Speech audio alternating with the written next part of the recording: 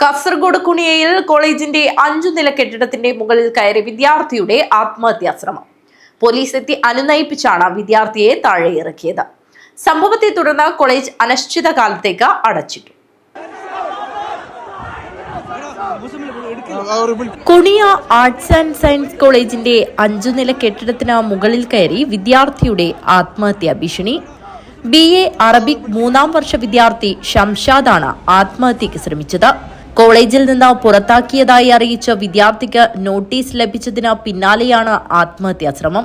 ഒടുവിൽ ബേക്കൽ പോലീസ് എത്തി അനുനയിപ്പിച്ച് വിദ്യാർത്ഥിയെ താഴെയിറക്കി.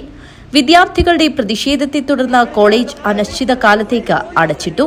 വിദ്യാർത്ഥികളെ സംഘടിപ്പിച്ച് കോളേജിനെതിരെ സമരം നടത്തുന്നുവെന്നാരോപിച്ചാണ് വിദ്യാർത്ഥിയെ സസ്പെൻഡ് ചെയ്തത്. അതേസമയം താൻ അത്തരത്തിൽ വിദ്യാർത്ഥികളെ കൂട്ടി സമരത്തിന് ഒരുങ്ങിയിട്ടില്ലെന്നും ആരോപണം അടിസ്ഥാനരഹിതമാണെന്നും ആത്മഹത്യക്ക് ശ്രമിച്ച വിദ്യാർത്ഥി പ്രതികരിച്ചു. കോളേജിൽ പെൺകുട്ടികളോട് സംസാരിക്കുന്നതിനും ആർട്സ് ഡേക്കും സ്പോർട്സ് ഡേക്കും വിലക്ക് ഏർപ്പെടുത്തിയിട്ടുണ്ടെന്നും ഇതേ തുടർന്നാണ് ഒരു സംഘം വിദ്യാർത്ഥികൾ പ്രതിഷേധവുമായി രംഗത്തിറങ്ങിയതെന്നും പറയുന്നു.